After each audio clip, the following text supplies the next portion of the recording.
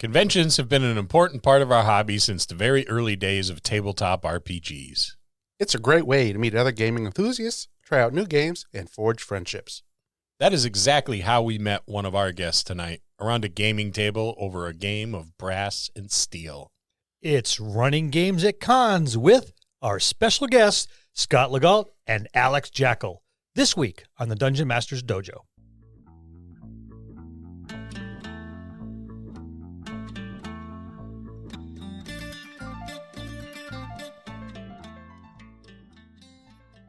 Hello, and welcome to another episode of the Dungeon Masters Dojo podcast. This is a show for game masters and players alike. We hope to bring you tips and tricks to elevate your game and develop the art of dungeon mastery. I'm your host, Louis Aponte, and these are your dungeon masters, Scott Labby and Bill Robitaille. Let's enter the dojo and see what they have in store for us today. The Dungeon Masters Dojo is going to be running some games at a convention this spring. For me, this is my first time running games at a con. Bill, well, he may be a bit rusty. So we reached out to our good friend and fellow DM Scott Legault for some tips on running games, and he brought some backup. With him today is another seasoned DM, an Iron DM, if I heard it right, Alex Jackl. Hi. How you doing? Lou's over here giving us hand signals. Yeah, I wasn't picking up what he was putting down, but now I know. So, hey, thanks for coming on, Alex. It's a pleasure to meet you. We have heard some. I think I heard your name at Carnage this year at a table I was playing at.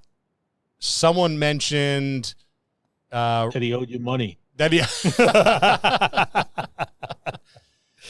Yeah, someone mentioned Dark Phoenix events or something of that nature, and I believe it was your name that came up. So it was all complimentary. I hope it was in context of they had a good time. Yeah, actually it was. Yeah, it was. They said a lot of really impressive things. So, I'm hoping to be able to sit at your table at some point in time and partake. That'd be great. Yeah, Alex runs a heck of a game. So, gentlemen, what is it about conventions you enjoy the most? Alex, go ahead. You go first, buddy. Sure. Well, I have for a long time didn't go to conventions at all. And it was really Scott that introduced me to going to conventions. And for most of my gaming career, I ran long-term campaigns. I would run, I've had a campaign that's been running for 32 years. I've had other campaigns that are like 18 years. So like really, when I say long-term, I mean really long-term, right? And I went into the, at first I was like, how the heck can you run a game in 4 hours? Right? That was like befuddling to me. Because how can you have a good story arc? How can you create the characters? Where's the, and it has become a thing of great interest for me over the last decade or so as I've sort of mastered and strove to master the art of 4-hour games. How do you get a table of strangers together with you, tell a story, get people invested in their characters, and bring the story to completion all in the space of 4 hours? And that's been a very exciting adventure to actually master that. And I had thought of myself before starting that I was really pretty good at being a game master, but it really takes something to do a complete story and really take care of your players and make sure they have a great time in that 4-hour period. So for me, conventions have been this exercise in me really sharpening the blade of being a game master and learning how to deliver that in that very controlled, very precise period of time. And I'm a little bit of a rebel, and I enjoy doing interesting and different things in that 4-hour period. Nice. Exactly what he said. No, valid points. What do I love about cons? People. I love meeting people, gaming with them. I love sharing a story. I love the next year seeing somebody in the hallway that you were in a game with, whether you were running that game or playing in that game, and you both relive a moment in that game, whether you laugh about something or cry about something. I love running games. I love I run COC a lot, so I really enjoy scaring people. And I love making people laugh. Those, I think, are the two hardest things to do in a game. And I get satisfaction out of people either walking away from my game saying, gee, that was creepy, or joy, I had a heck of a time. That's kind of the social aspects of conventions really kind of draw me in. And it's one of the reasons why we have Doc Phoenix has so many friends now, and one of the reasons why we branched out even more, which we get to soon. But you know, and it's how I met you guys. I just love meeting people and sharing gaming as a life experience with them. So, what are the keys to being successful at running games at a convention? I mean, what are the key points? Well, I think there are a couple of them. One of them is training yourself to read the room. When you sit down with 6 people you have met, is the ability to go, what do these people want? And by the way, there's some very, very subtle tricks. You can get ready for this one. You can ask them, right? And and they'll often tell you what they want, right? And once it's really important, because if you can get what they want, that'll help you immensely in providing a pleasurable experience. The other thing is preparation. I run a lot of games that look like they're ad hoc, but I spend an enormous time and put in time triggers, like at 2 hours. I got to make sure that the story is at least at this kind of a place, right? And I use that sort of a real world timeline, not the game world timeline, but the real world timeline, how much time I have left, to make sure I get all the story points in and make sure that all the players manage to meet the objectives that they came into the table with. And that's, I think, one of the things that if you can do that, you will be successful, and people will talk about your games, they'll love your games, and it'll make a difference. I wholeheartedly agree. I agree too. I feel that to be a successful running games at a con, you need player immersion. So however you do that, you know, you have 6 people or 7 people or sometimes 9 people at your table, and, you know, all of them are at different places, you know, they all have different things going on in their lives, but you need to get them involved in your game to the point at which they care. So especially for like a horror game, if you can get them to care about that piece of paper you gave them with a character on it, they will have both a much better time, and they'll be much more immersed in your adventure. That's so true. Yeah, immersion is huge. I think that's probably the number one thing. If you can get people to be like, hey, oh wow, I want to play this game, and I want to survive. I want to defeat the baddie. Whatever it is, the goal that you give them that they latch on to. I want to, you know, this group to be a functioning group that is able to take this thing out. However you do that, I find that a lot of times in the first hour of any game, whether that be COC, whether it be 5e, if you can get the players to interact with each other and form themselves into a team, that's the key. Once they've formed that team, they're like, you know, they're going to try to save Johnny. They're not going to let him go, you know. They're going to do stuff. They're going to put their own characters on the line for somebody else, and that's immersion. It's funny you bring that up, because I felt that immersion almost immediately that last time we played Call of Cthulhu online, and it was us and Bill and Lou and Jerome from D20 to Curtain. Yep. And am I missing anybody else? Dave Wild. Dave Wild, yeah, Dave, from Retro RPG Dave. Reviews. I went on to play in Dave's game for a while after that. That was fun. So Yeah, yeah. I wish I could have joined that. I'd always wanted to play that, but the schedule just yeah, if you can get people to be like, hey, I don't want to die. This character matters to me, even for the sake of the game. Yeah. You're successful. Once you do that, they'll immerse themselves. They'll go the extra mile. They'll be involved. They'll help others be involved. Mm-hmm. There's a whole lot of that, you know. And the other thing, you know, you got to look at your table and say, all right, so not everyone's at the same level as a player. Some people are shyer than others. You have to cater to that, bring that out in them, that they can be involved as much as they want to too. One of the things I just wanted to point out, one of the things that Scott is really good at is that meeting people where they're at. And I think that's really important because I think he has a sort of a gift for that, right? And I think that's important to keep sharpening in your tool belt as a DM. Is that thing that some people are all if I'm on your table, I'm going to be loud. I'm going to method act. I'm going to put on an accent. I'm going to create a psychology for my character to the point of extremity. You have to suppress me as a player, right? And God knows I have. So. And he's tried. He's tried.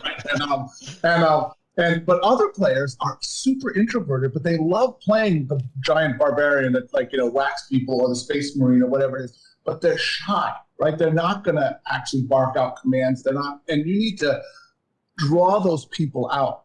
Even though the louder players are going to dominate, you need to just be able to make sure you're always listening for that and then pushing the attention back on the introvert person, or the shy person, so they get their moment in the sun.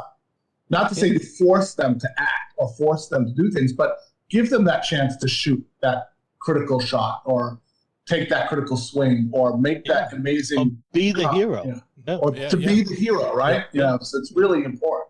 I always found one of the ways to really get them immersed is a energetic, very descriptive narrative when you first open the table.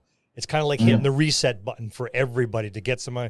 So you get up there and you give a beautiful narrative, an open monologue, and that usually is a good way to kind of reset, get everyone's mindset in the same spot, and then action right out of the gate. So they're all like, oh wow, this is and it kind of draws them right in.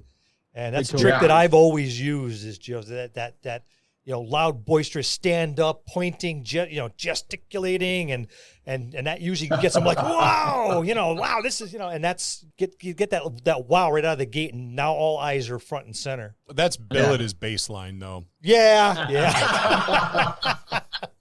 Yeah. You're another one of those guys they have to suppress, right? Oh yeah. Yep. Every time. Hence the mute button. Yep. What should you avoid as a DM running out at a convention game? All right, let me touch this one first. Yeah, go ahead, Scott. So obviously, there's things we have to be conscious of. Everyone's has triggers and things like that will bother them. You're running in a game at a con. You have to be more conscious of the fact that, first of all, you don't know these people.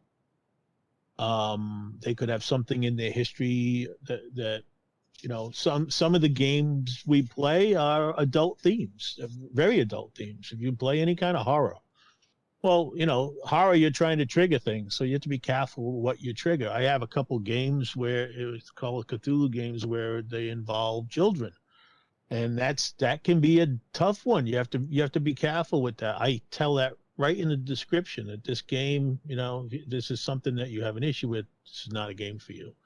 But I think that you have to look at the table and you have to take cues from people and if someone starts down a path that could be dangerous to that, you have to be able to pull the table back around away from it. It's happened in my games. People start talking about doing some silly things that are just not too cool. And you have to be able to just be like, all right, well, yeah, we're going to go a different way. So, that's not going to happen at this table. So, and sometimes you have to say that right out of game that that's not going to happen in this table. This is not something that we're going to do. And, but I think controlling the game in some aspect to keep them in the game. Don't let them go off on a tangent and do something that, just because I had a guy one time sit down at my table, and for whatever reason, I still don't know to this day, he just really wanted to break my game. And, I let him take a walk with it a little bit, and then I just kind of reined him in. And we took a 5-minute break, and I took him aside. I said, look, I know what you're doing. I said, I'm not interested in it. You can either play the game with the rest of the players, or you can bow out, because I'm not going to put up with it. And he ended up leaving. So, it's his choice. But yeah, I mean, I want to play a game that everyone's going to enjoy, but some people will work against that. I don't know why, but it does happen once in a while. Yeah. First of everything you just said, right? I think that's exactly right. You have to be careful in a con, because you're in public, right? And so you don't know who's listening, and there may be a 4-year-old or a 6-year-old that's like standing right behind you, and you don't even know, right? As you're running the game. So it's very different than being at home where you know all the people and you know the ground rules, right? The ground rules are not clear in a convention. People come from very different places. Some people run games. They run D&D games or fantasy games or whatever it is. They run them like board games. They don't role play much, or they don't get emotionally invested. For that, and that's not even, I'm not even making a judgment call on that. That's just how they play, right? And other people play it to explore philosophical themes and explore their deep emotional, circumstances. And that's also good. And I'm not judging that either, but that also may not be the best place for those kind of games, right? Those might be better home campaigns, stuff like that. And so I have a list of things that I usually try to avoid. And the truth is, it's funny because the trope of fantasy, which is what many games are, right? You also, but let's just take fantasy. The trope of fantasy, sex and violence, is fundamental to many of those stories. You've got people having sex, broad-viewed barbarians and princesses and knights getting their reward, however you want to frame that. But in a con game, you don't know what that person's point of view is. So all of the sex, which in my home campaign might have more of, gets pushed off screen. You fade to black, right? Or you might have it, right? You might reference it, but you fade to black. No, nothing explicit, right? Violence, on the other hand, is so accepted in the genre. Cutting somebody's head off or splitting someone in half with your great axe, it's probably fine, right? Yeah, but don't grab the maiden's butt. But don't grab the maiden's butt. But you can cut the guy in half. That's fine. Yeah. You're right though. That's kind of and you just have to understand. Yeah, you just have to understand that. And now the other more subtle things you have to be careful of are things like racism and politics and religion, right? Because there may be things that you consider to be just fundamental to the truth of the universe. But if you have one of your characters say it, or it becomes a fundamental part of your thing, you can really piss off either that crazy liberal or that crazy right-wing person or that crazy middle-of-the-ground person, right? Whatever it is, whatever the political stance is. And religion, you have to be really careful, right? And fantasy has to do with gods often and angels and all that sort of stuff. And as long as you treat them as mythological characters that are just in play or monsters or NPCs, you're fine. If you start adding too much religious significance in those things, you can actually piss people off. Now, by the way, I'm an edgy, Scott will tell you, I'm a little edgy. I like to play with edgy themes. And so go ahead. Yeah, go ahead, Scott. No, you guys know, these guys played in my game where it was angelic issues. Mm-hmm. So...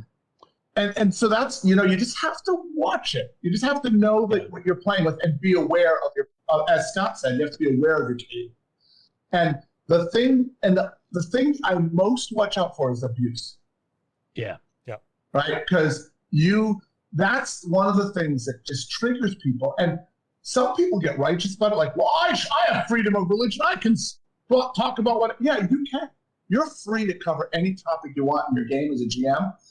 But the key is what is your intent as a GM? Your intent is to have these people have a good time, right? And if that's your intent, put it away for 4 hours, right? For 4 hours, have the sex be off screen. For 4 hours, don't bring politics into it at all, right? For 4 hours, just focus on having the people at your table have a great time. And I think that's the thing to avoid when you're in a convention environment. Well spoken. So, what does your prep look like when you're getting ready to, game master a game? Boy. So I know that one's loaded. Well, that's a double-edged sword. So it depends on the game, I should say. So if I'm going to run Brass and Steel, which is campy, steampunk, my prep is really maybe a couple hours writing a scenario and fleshing out some bad guys, and I have some plot points that I want them to connect to. and getting some cool artwork together for that. So maybe 4 hours. If I'm going to run a COC game, like a serious COC game, my prep is probably more like 40 hours. Because I do a lot of research. To me, like horror's tough. People trigger on different things. So I find that if you can use on a horror game a location that is real in this world, and that they could go on Wikipedia and look up and is really a place, then that adds a lot of realism to the fact that, wow, they're like, oh, this is really good. This place really is creepy. This is really a place. So I write a lot of my COC games. I draw from places that I find and research, and I have done everything from North Brother Island in New York Harbor, where Typhoid Berry died. I've got a game based there. I've got a game based on the hills of Pasadena in the 30s, where a really rich magnate built an entire, like a wealthy playground up in the hills, and now it's gone. He had his own observatory and everything. A crazy place. I wrote a COC game about that. The Bermuda Triangle is always a good one. I did that. But I find that if you can find places that people can relate to, you could give them, hey, here's a couple pages that you can read while we're doing the introduction on where you're going to be. I think that creeps people out, that it's really a place. So I use that a lot. Location is big for me. I looked into your location the last game. I was like, right, yeah. Oh, see, shit! This is a Bigfoot game. I'm down with that. I devoured everything I could find on the internet, of course, because that's reliable information. Yeah, you never lies anything. It's on Sasquatch. And it wasn't. The places you went were real. So, it threw me a curveball. It wasn't Bigfoot. Spoiler alert. It was something worse. Yeah. But yeah, so prep for a COC game, I don't know, 30, 40 hours. And not all at once, obviously. An idea will percolate in me for a long time. I've got 2 ideas in me now that I haven't done anything with. So there's a game coming in the next year or so. But yeah, it depends on the game, I guess, what my prep looks like. But I'm always prepared. I don't like running ad hoc. I like to have a plot and a theme, and like if I'm going to run a 5e game, I'll develop them in areas for fights and things like that, and puzzles and all that stuff. Yeah. So, what about you, Alex? Well, first off, what Scott said. And not surprisingly, as a matter of fact, I learned the use of props and real life locations from Scott. I really got that from him, and I've started, using that myself. It's very useful. It's because first off, it also allows you to add a level of detail without you having to invent it. Yeah. Like if you have real maps and real pictures of the place, it allows you to then build your story inside that. Yep. It's both more work and less work. It's exactly both more work and less work, and you have to be a little careful to make sure you don't, because they're then going to look stuff up, and you don't want to get hijacked by that. The other thing I do though for con games in particular is I always make a real life timeline on what I want to do, and unlike Scott, I love running ad hoc games, but what may look like completely ad hoc games with me almost never are. Because I run one game where literally the people on the table spend the first 15 minutes creating their characters. And then it's a superhero game. And then they spend 15 minutes creating their powers. And they're assigned randomly to each of the people. And they don't even know what the powers are. I always end up with the worst powers. Worst powers. And then I have them vote on locations, and they just randomly pick a location, and they randomly pick a time, and then we just start having the characters interact. So there's no plot at all. Alex is much better off the cuff than I am. But what I do for those is I have the setup time structure, and then I say, okay, I'm gonna let them futz around for half an hour getting to know each other. Then I'm gonna have a threat of something. And then I literally plot out in time. We're gonna kill them. I invent the threat based on what they create in the first half hour of the game. And so, but it's still for me, it's relatively structured, even though it doesn't look like it. It's still there's a structure to it, so I can again guarantee that at the end of 4 hours, we'll be at least a reasonable place. Now, I fail sometimes. Sometimes they're in the middle of something. They're like, "Oh, we have to play this again," right? But it's a way to manage it. So timelines are really important. But having with Iron GM, which is that contest where you walk in and you don't know what system you're going to run necessarily. The players vote whose table you get assigned to that you've never met before. They vote on a system, and then the Iron GM gives you 3 themes to build your story on, and then you have a half an hour to build the story, and then you run them for 4 hours, right? And then they rate. That's how the contest goes. In that, what I do for preparation is I will pick a setting like Constantinople, and then I will pick interesting locations in Constantinople. I'll sort of look at the map. I'll familiarize myself, and then when they say the themes, I then place the story in that setting. So even though there's no way to prepare really, I, however, can paint a picture like you were talking about at the beginning about building that monologue in the beginning. That sort of so I'm ready. I can see. Oh, you can see the blue dome. You can see the river. I can create the place they're in and the location they're in, and then insert the story elements, the characters. And so that's one of the things I do for prep going in. There you go. Let's get intimate. Can we get a peek inside your convention DM tool belt? What you got in there? Open it up and show us. Be careful. Rumor has there's a lot of sharp things in there. Alex, go ahead. You go first on this one.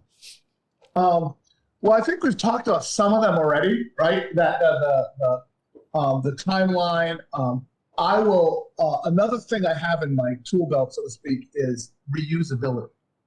Right. I'll come up with ideas, and then the player characters will take a left turn. You know what I mean by left turn? They'll go off and buy ice cream instead of killing the lick, right? Yeah. And so I have a lot of stuff that I can use, and I'm always sort of prepared to modularize everything so that I can actually walk into a scenario and all of a sudden just someone goes, "Oh my God, wait, are there any, I feel like going into a castle. Are there any ruined castles?" And I'll go, "Oh my God, no, okay, wait, I do have a scenario with a castle." I can then whip that out. And it seems like it makes the world that people are playing in, even if they're only playing in a one-shot for 4 hours, it makes it seem like they're in a gigantic world that's real and existing outside themselves. And it's really the trick is to have just enough stuff that you can reuse and be willing to reuse stuff, and then to merge with and dance with the players without resisting them. Players hate to be railroaded. Oh, yeah. Right? They hate it, right? So much. Now, and most modules, right, you play are about railroading the players into this one specific path, right? And so I try as much as possible to have at least 3 things available so that if they take a left turn, I start describing the second thing, and it's like, oh my God, this is a world. This is like a real world. In reality, I only have 3 things. If they went to a 4th thing, I'd be in trouble, right? I'd have to start just making stuff up, right? But it's really, for me, about having enough options in place to be able to create that experience of the players immersing themselves in a world other than the one we're actually in. All right, so what is inside my tool belt? All right, so a 10-foot pole, 100-foot rope, and a donkey. I never figured out how you carry that donkey, Scott. All right, so honestly, I think preparation is the tool belt. I really can I ad hoc? Sure. Characters, your wonderful module that you spent hours and hours writing never survives the players. Never.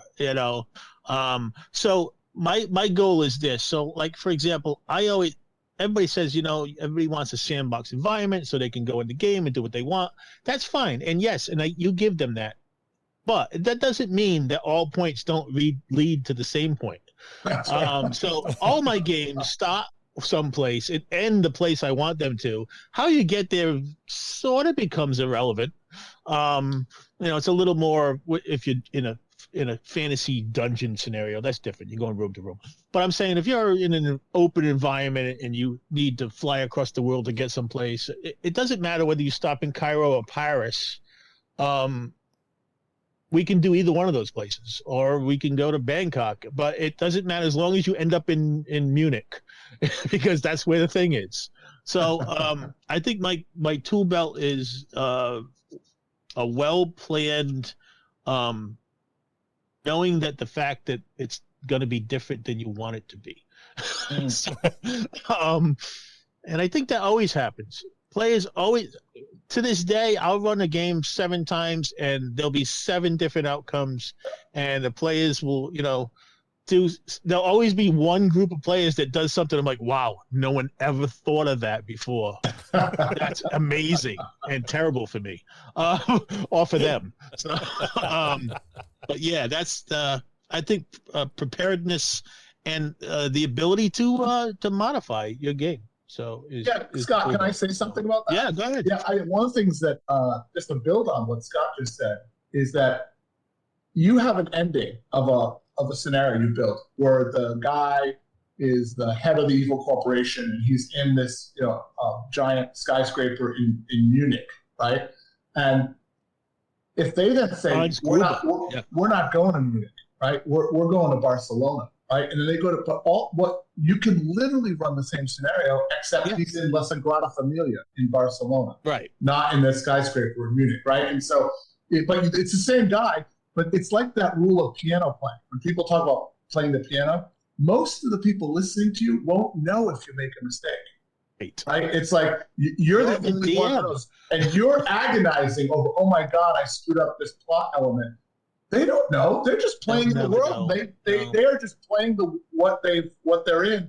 And so if you can then quickly just place your evil villain, evil magnate into the cathedral instead of the skyscraper, and make it Barcelona instead of Munich, and they think they made all the choices, and then they're like, we figured it out. We figured out that it was Barcelona, right? And they're all proud of themselves, right? And in fact, it was Munich, but they're happy. They walk away satisfied, and you've mostly done the module created. So just underlining that point of what Scott said is, the point isn't the details. The point is the fabric of the story you're telling, and your ability to take the components that make up that fabric and put them in whatever context the players are creating or moving towards. That's what makes a good game. And that having that in your tool belt, I think, really makes it. All right, let's pause for a minute here. Author Matthew Fillion's new book, Doc Silence: The Cost of Magic, is the latest in the Indestructibles superhero novel series. Doc Silence, the Indestructibles' mysterious mentor, is one of the greatest magicians. And the cost of magic, we finally hear his story in this urban fantasy meets superhero adventure. He'll face demons and dragons, fae and immortals, as he decides how much of himself he's willing to give up to be a hero. All magic has a cost. How much is young Doc Silence willing to pay? You can find this on Amazon, Kindle, and through MatthewFillion.com. Check it out. And you run games with Dark Phoenix events. How does that differ from running games at conventions, or does it? Well, one thing is that with Dark Phoenix events, it's actually amazing because of the group, the camaraderie of the GMs we have together, the game masters. All of us, every single GM in Dark Phoenix is in the Dark Phoenix because we love the art and science of gaming, right? We're not just playing to spend some time. We're actually interested in honing our craft. We relate to ourselves as craftsmen. And so the Dark Phoenix room, we have a room to ourselves, right, where we play all our games together. It looks a lot like the other convention, maybe a little bit louder. It looks a lot like definitely a little louder. But it's every one of us is interested in sharpening, and often when you walk, and we smell better too. So.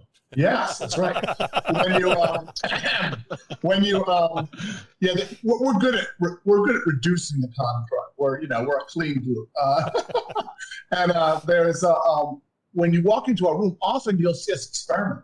We very frequently have 5 of us running the same game. We'll have 5 tables and an intricate game where they're all running in the same world, but there's 5 GMs, and we're all working together to create that. So we're constantly looking for new ways to give players interesting experiences and testing us, and just to say, and testing ourselves and increasing our abilities, because running a 5-table game is much more difficult than running 5 1-table games. So go ahead, Alex. Go back to you. No, that's it. Really, I want to say that's for me one of the big differences, and I say this with a modicum of humility, which I have very little of, right? But with a modicum of humility, most of our GMs are really good, right? We're putting top-notch games on, and it takes a little more work, right? But it's great to be a part of, and I think that esprit de corps sort of you get. It's like people want to be in a Dark Phoenix game because of that, because we're trying. We sell out our games. So. Yeah. And it's not that we're better than other people, except when we are, right? But it's really about the fact that we're really committed to the players. Right. It's like one of our underlying themes is we're committed that players who come to our tables have a great time. We may scare you, you may be excited, but you're going to have a great time, whatever it is that we're doing. Or as long as we succeed. Genre, how they differ in cons. Most of our games that we run as Dark Phoenix, if we're running for somebody at their house or in the woods, or run just like a regular con game. They're generally 4-hour games. There's generally breaks like we would take in a regular game. So that they're generally run like a con game, and because you have to be able to say, all right, this is something I'm charging somebody for. It's X amount of time. You can't just be open ended and be like, oh yeah, we'll play all night. We could, but then we'd have less money than we started with. Not that we have any now. So, but yeah, they work almost exactly like a kind game, with the exception is if someone hires us to run a game, most of the time they know who we are. They've played in our games, whether that be my game or Alex's or one of the other 12 or 13 people that run games with us. They might request a certain person, and that game's going to be a little more comfortable, shall I say. It'll be a little more open. There'll be a little more camaraderie. It'll be a little more laughing. For the most part, it's even when the game is serious, the players are generally well aware of who we are, and I think that we do get more immersion in games that we run privately. Because first of all, people are paying for it, so they want to be there. So. Well, and one thing about that, when people hire us, the game is much sharper, right? Yeah. We're not limited by the constraints we talked about before. You tell us, oh, I want this. I want, blah, blah, blah. I want a sci-fi horror, and I want it to be really edgy, and I want you to scare the living daylights out.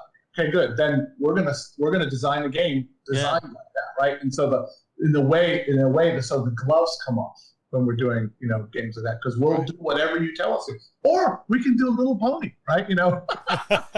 Yeah, we have. Because we have, right? It's like, we have, yeah. We can, and that's the other thing with Dark Phoenix. We can run any game you want. Like if you've never played Whole, Human Occupied Landfill, we can run it for you. They say it's playable. I have it. I'll run it. I don't know what would happen, but we can do it. So I wouldn't run that at con though. Well, I mean, we heard about the difference between Dark Phoenix events and cons. Tell us about the Dark Phoenix events. So Dark Phoenix events has been around now for, let's see, this is going into our, I want to say 7th year. It started as an idea back when me and my wife, I met my wife at a convention many, many years ago before we, and then we got married and then we had kids and well, we already had kids, but we brought our kids together and they're all gamers. And then our kids started getting older and we said, all right, so our kids are going to be eventually move away from the house. What do we want to do? And we came up with an idea that we love to game and we were going to send, our free time and our vacation time, we were going to game. And with that, we came up with the idea of surrounding ourselves with like-minded people that felt the same way about gaming that we were, that kind of in the same place in life that we were. So we started recruiting gamers, and the way we did that was really at the time my wife wasn't running games. She does now. She runs Fiasco. It's an amazing game. Anyways, we started recruiting gamers from people that we knew that we had gamed with. So obviously I knew Alex. We played home games together. So obviously Alex was one of our first GMs. And then I found that people that played in my games that gave me a good game. I said, hey, why don't you come back and have a drink, or go to a bar and have a drink and we'll sit and talk. And we actively recruited people to be our GMs. And from that, we now have a cadre of probably about, 40 to 50 people, not all of them GMs, but 40 to 50 people that we consider close friends that are our gaming core. When we do an event, a lot of times we do private events. We do events for our friends in the summertime. Like we do a camping event. Last year we had 56 people at. We ran 7 tables in the woods all weekend. It's a blast. There's nothing like gaming in the woods at night. I agree. You can't even, if someone's never done it, you can't explain it to them. You just go try it. So yeah, we do this thing called Camp and Cthulhu Con. This is our 6th year. We started with 1 table and 7 of us went out in the woods to see if it would work, and it did, and it's gotten slowly bigger. And last year we had 7 tables. So, and we bring a cook and people just show up. Of course, you pay a fee, and you show up and we feed you and we terrorize you or make you laugh for all weekend long in the woods. It's a blast. But we do other events like that. We do events at big, mansions and things like that. We've done events in New York City. We've run games in New York City. We've run games up in the northern tips of Vermont. That was a long ride. But 2-table game, 2 DMs was we had a lot of fun with it. So yeah, that's Dark Phoenix. We're still around, but we've progressed into something else now because we've had so many people that like us, and I'm never one to be stagnant, I suppose. My wife finally said, all right, I'll let you try this con thing. So we started a con, and now we have Rising Phoenix Game Con. Tell us about that. That sounds like a huge undertaking. It was definitely a huge undertaking. So we were all slated to start in 2020. We're all ready to go in April of 2020, and COVID came along and kicked us right in the nether regions. And 3 weeks before the con, we canceled. We had roughly 300 people coming, 275, somewhere around there. 500. Yeah. So we're coming back. We decided last year that we were going to do it again, and we're on slate for April 22nd to 24th of this year. It's going to be at the Milford Doubletree in Milford, and we wish everyone would come and game with us. We love gaming, and we have some really cool surprises for everybody. We've got a big board. There's 15 people on our board of directors. We come from all walks of life. Some of these people are really business people. We're doing this. Our convention is not just gamers running games. It's people running games, and we're fairly organized about it. We've got a huge group of panels and seminars for people, which I think is an underused thing at conventions. I think more people would go to panels and seminars at conventions if there were. So we've got some great panels coming up. Alex is actually in charge of our panels. I'll let him talk about that in a minute. I'm in charge of games pretty much. And we've got organized play. Pathfinder is going to join us. We've got some miniatures tournaments. We're looking at a Flames of War tournament. We've got a Star Wars tournament game. We're going to have a whole lot of RPGs, everything from people running 5e to people running old school D&D to people running Call of Cthulhu. People are going to be running all kinds of stuff. I know there's a couple Fate games going on. Yep. We got Fate. We got Fiasco. Shameless plug. Yeah, come and play with these guys. These guys are going to run some games for us. That'll be really fun. I'm going to try to get on the other side of the table from one of them. So we'll see what happens. So, but yeah, please come and join us. Game submissions open now through March 4th.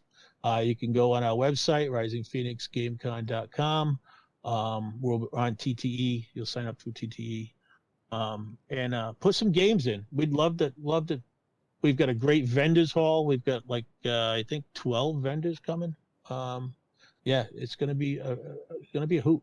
It's a good opportunity to support something. I think with 2020 and everything that was canceled and virtual cons, getting together in person. I mean, there's nothing that beats it. I will say, though, I want everybody to know that's listening, we are very conscious of COVID. We have a fairly strict COVID policy, vaccination or exemption. Please check out our website, and you're going to have to wear a mask while you're there. But it's all about getting us back to the table. It really is. Yeah. I mean, gaming online is great. Don't get me wrong. But I liken it to this. So I can go to eat dinner at McDonald's, or I can go to eat dinner at a nice restaurant. Online to me is the McDonald's, because I don't get the physicality of it and the immersion around the table and the camaraderie around the table. And we want that back. So come help us take back the table. Absolutely. Alex, you want to talk a little bit about panels? Yeah. I mean, one of the things I go to cons for is I'm a gaming geek, right? I study gaming. I'm interested in how it works and why it works. And so one of the things I do a lot at conventions, like at TotalCon, I'm doing a couple of panels. I'm doing a couple of seminars on what I call master classes, where we're talking about a particular topic, like how do you read a table is one of the topics. And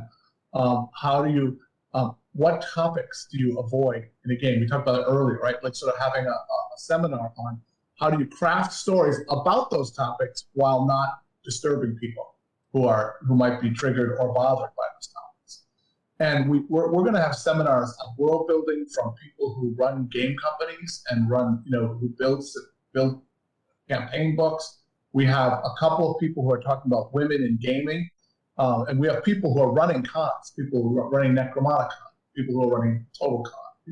So we have women who are involved in the leadership of all these conventions. And we're going to have them talking about what it's like being a woman in the gaming world and what it takes to create. And we have another one about creativity and writing.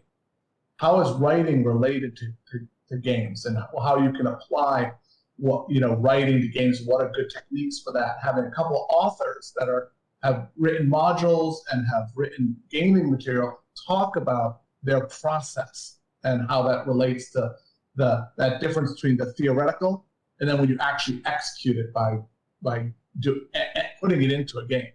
So it's going to be a lot of fun, and I'm very excited about it. And I think that it will become one difference between our con, I think, and other cons, is we're basically have back-to-back panels, speakers, and seminars the entire convention. So for people who really want to geek out about what's under the hood and the how-tos and want to train themselves, we're going to have a constant strand of that throughout the whole convention, which I'm very excited about. Other people think I'm crazy, but that's going to be awesome. No, I think it's great. That's a great idea. Scott and I have gone to a number of conventions, and we are always hitting panels. Always hitting panels. I think it's an underused thing, especially at gaming conventions. You see a lot of it at Comic Cons, you see it at cosplay cons, but I think in gaming cons in particular, they're underused. I think they're underdeveloped. I do want to make one plug. Evil Beagle Games out of Colorado is making their East Coast debut with us. They're coming out. They're bringing their management team to our convention, and they're going to be at our convention looking for GMs to run their stuff. And they're gonna have a application process, and you're gonna be able to get a job interview right then and there at our con on Saturday afternoon, and then the people they pick are gonna run a game for them, 1 hour slots on Sunday. So it should be fun. We might even have somebody filming it. We'll see what's going on with that. But yeah, so come if you're want to be an outrider for somebody. We got Evil Beagle Games. They get this really cool game called Paragons. It's a superheroes game, and they're coming out to our con, and you could be an outrider for them and score yourself some good swag and run their games at conventions out here. Sounds like great fun. At our convention. Yeah, so check it out. There'll be more coming on the website about it. All right. And that's Running Games at Cons with Scott Legault and Iron DM Alex Jackl. We'll see you next time in the dojo. Thank you all. Bye, everybody. That's going to conclude this episode. Thanks for tuning in and listening. Please subscribe to the podcast for more great content. If you'd like to hear a particular topic, you can reach us on Facebook at the Dungeon Masters Dojo, or you can drop us an email at thedungeonmastersdojo@gmail.com. Thank you, and have a good day.